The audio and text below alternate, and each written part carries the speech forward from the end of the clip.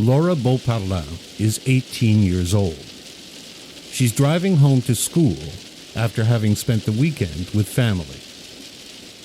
She's thinking about the project that she's going to have to get to work on when she gets back, and she's not looking forward to it. But what Laura doesn't know is that her life is about to change. Coming in the opposite direction at 100 kilometers per hour is a drunk driver.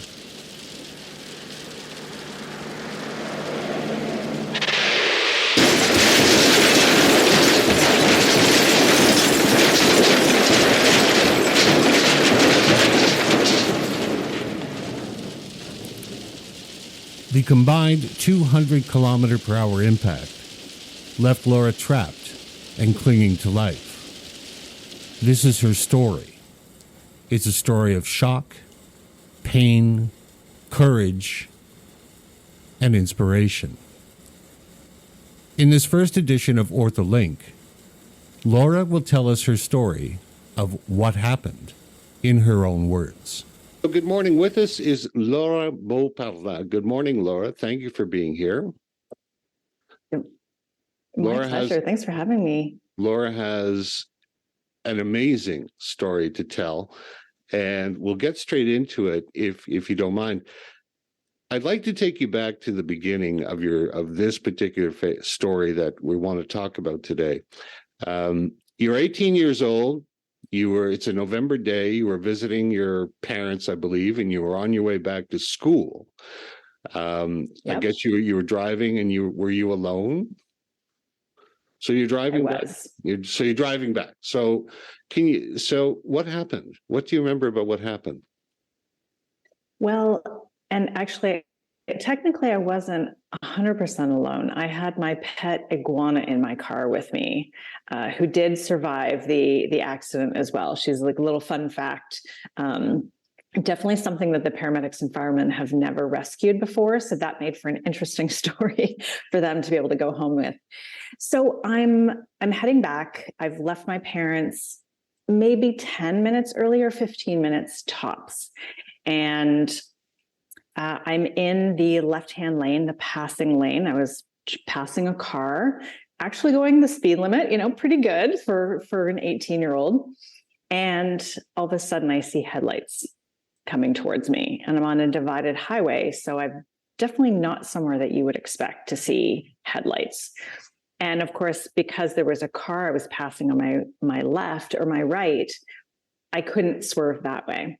So instinctually, I swerved towards the ditch, which I was later told was probably the factor that saved my life, because it was a 200 kilometer an hour head-on impact. And so instead of us hitting 100% dead on, we hit just a bit off center, driver's side to driver's side, and my vehicle spun around and ended up on the shoulder. And again, I'm guardian angel or whatever you want to call it. I wasn't meant to die that day. I avoided being hit by oncoming traffic because of where my car landed after being hit initially. So it's been so long, and I don't dwell on that night, but it was absolutely terrifying. I was trapped in my car. I remember pushing the airbag kind of out of my face because it had deployed. And I will mention that airbag also saved my life.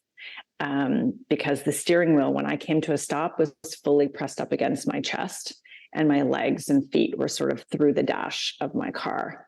So had that airbag not been between me and the steering wheel, who knows?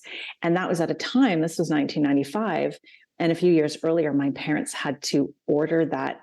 I think that was like a checkbox when you bought a car in the early 90s. Like, oh, do we want to get a car with an airbag? Because they were new. And they thought, well, they're teenagers, they're younger drivers. Let's order the car with an airbag. Never in their wildest imagination would they have imagined that it would then go on to save my life. Wow. So, thank goodness. Yeah, I know, right? It's all those little things that you don't always think back, but you can always connect the dots, but looking backwards and go, wow, if they hadn't have bought that, or if these factors hadn't have happened, who knows? So what I do remember is a lot of people, stopping, a lot of people panicking. And and this one gentleman coming and staying by my side and holding my hand and keeping me conscious, kept talking to me through my window that was smashed out. And then, when the paramedics got there, they were able to get me out of my car and save my iguana as well, as I mentioned. And we were taken to the local hospital. And so you were conscious this whole time? Yes. You remember? Yeah. Okay. So your memories are pretty consistent, and you remember going to the hospital. Did you have any sense of your injuries? No, I think because of shock and adrenaline, I didn't necessarily as memory serves me, I don't remember pain so much as fear, right? I remember hearing myself screaming at some point. I realized that it was me, but I don't know that it was from pain necessarily. I think it was just from this experience, like what I had just gone through. Mm-hmm. And I think that's quite common. A lot of times when people are initially injured, you don't necessarily feel it immediately. And it wasn't until later in the hospital when they moved my leg to take an x-ray that I actually passed out from the pain. And that it was that moment where, because I'd been just sort of laying there on a backboard and a neck brace and very still. I do remember my mom making me laugh though. For some reason, I don't know why people use humor, but it was great. She made me laugh, and my chest hurt. It kind of hurt to laugh, but it was actually kind of a beautiful moment I remember having with my mom while she was, by my side in emergency. So, do you remember at any point becoming aware, being told what your injuries were? Were you taken straight, for example, into surgery, and you were unconscious at that point? And how did that happen? No, and the unfortunate thing was it took a number of hours. I don't think they even realized how severe my injuries were initially, because it was about 3 hours, because the drunk driver was actually injured worse than me. So he was taken care of first. And then it was hours later when I was taken in for x-rays, and that's when they realized, oh boy, this is severe. And the only thing I remembered hearing that night was that they described my leg as looking like cornflakes. It's one of those, like coming in and out of consciousness, like getting x-rayed. And I remember hearing that being said by somebody in the room.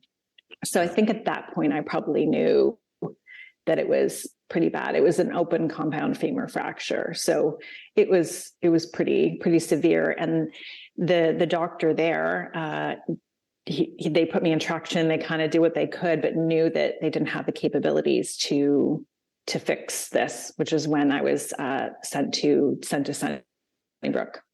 You were sent to Sunnybrook, and that's where you came into the hands of Dr. Creeder. Right? Exactly. Yeah. Right. So, yeah. Dr. Creeder, we're going to talk to him, obviously, and we'll talk to both of you together. But when you came out of surgery, what had they done to repair your leg?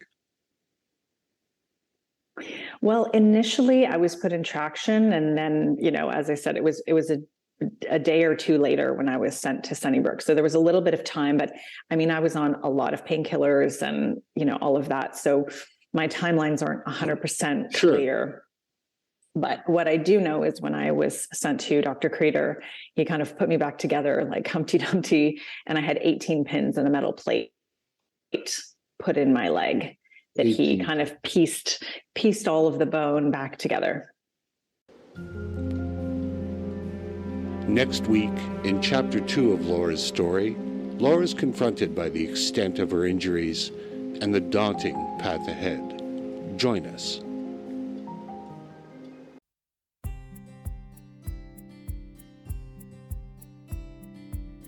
Ortholink connects the work of the Canadian Orthopaedic Foundation to those we serve.